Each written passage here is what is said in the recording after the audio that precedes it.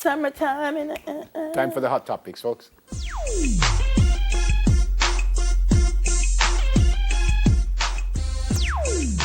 Wow.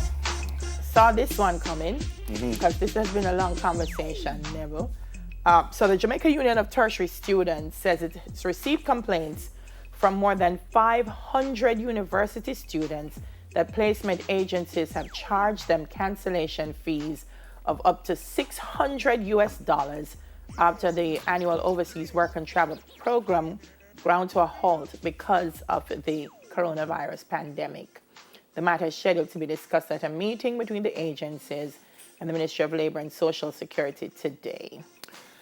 It's an issue, but my question is, did they know that it's almost like if you apply for an American visa, you pay for that, and if you don't get it, you don't get back the money.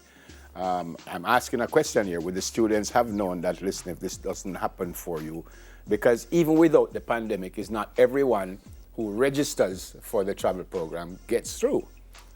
So we had that conversation right here on Smile Jamaica and asked the very same thing you just so asked. I'm not suggesting that this should happen. I think these young people, if possible, they should really get their money back because it's. So when we asked here, from what I remember, they were saying that it's part of the agreement that they understand that if they're not placed and so on. But some of the students here are saying it wasn't in the contract. Right. So, and my other question, does it matter that the program was cancelled as opposed to you were not chosen? If you understand what I'm saying. Yeah. So the two of us go up for it, the two of us pay our money, then pick you and don't pick me. So I don't get back my money, and I accept that. But if the program was cancelled, then should they not have got all their money back? I'm asking. So that's what, as I'm saying, that's what I asked, and the gentleman said, because that's what we said. We said, are we still going ahead knowing that some people not be placed, knowing that the possibility of the program being cancelled is going to happen? And from what I remember, he said, well, they're aware. Maybe his agency, but these children are now saying some of them didn't know. And then because the money varies to tell you something wrong. Right, because some take $450, some lose $200. Some lose $600. This person said she was refunded $1,000 of the $1,650. Yeah. So that's $650 that person lost. Another tertiary student said she paid, she got $1,150 back, and she paid $1,450.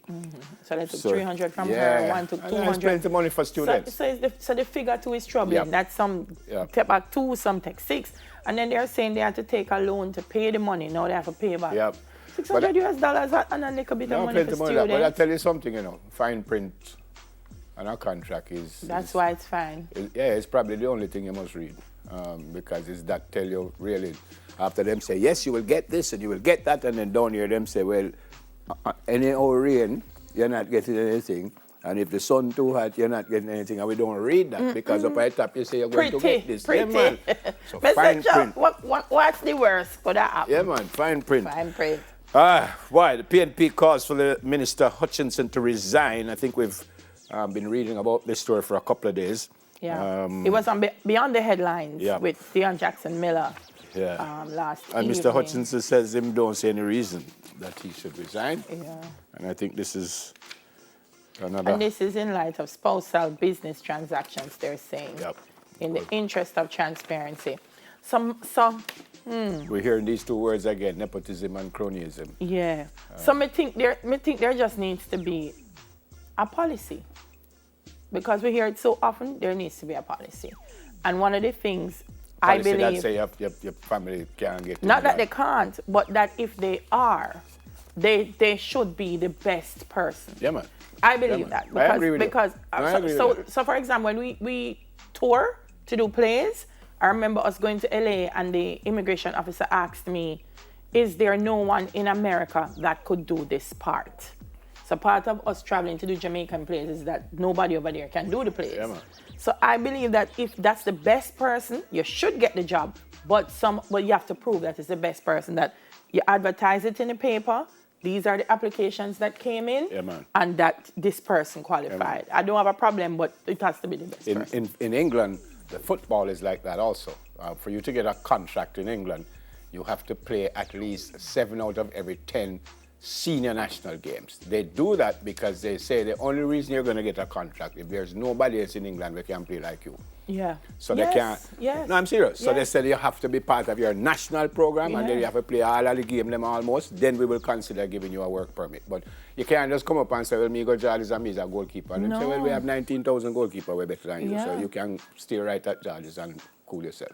So I understand. I don't think there's anything wrong with a family member getting a job from anybody, as long as what Delia said, it is transparent and you are the best person. Yeah. So I feel say in everything, the best person must get it. So if the best person is my son, him to get it. Correct. As long as it's done the right way. So I can't just quietly come in and say, come son, go and go deal with that. Good. And then somebody come in and say, oh, your son get it. Good. I'm say, I'm just, you know. Good. And them say, well, Clive did bid and them say no. I say, well, no, that can't right. So people don't understand that transparency is not just about us getting information, it's also about protecting you. Yeah, man. So when people say, oh, your son get it, you say, hold on a moment. Yeah, man. See everything 10 here. people apply. Yeah, man. This person, that was a Yes, qualification. ma'am. I agree. And so, you know, you have to do Or, unless you just go and say from you in public figure, no part of your family can get nothing. Unless you go and say that to an argument done. And that don't make no sense. And that don't make any sense. But if you you're want to do it that penalising way, people. Yeah, you can. Well. then so. All right. All right, so we'll see how that goes. Drought. 308 million for drought relief. Yeah. Wow. Yeah, they say 70 million will be provided to Rural Water Supply Limited. 63 million is to be divided equally among members of Parliament for the provision of tanks for the trucking of water. NWC will be allocated 100 million for the trucking of water. Ministry of Local Government will be allocated another 75 million to be spent on water shops for additional trucking of water. And the ministry had been given a previous allocation of 50 million within the last 3 months. So I'm going to be the first to say I don't know anything about water. yeah.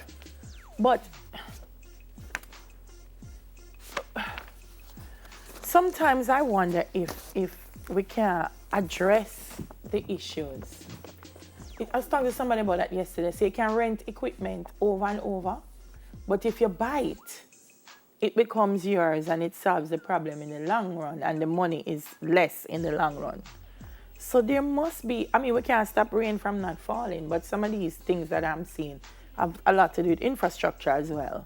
And I wonder sometimes why this money can't go towards infrastructure sometimes. So every year, because the drought will come every year.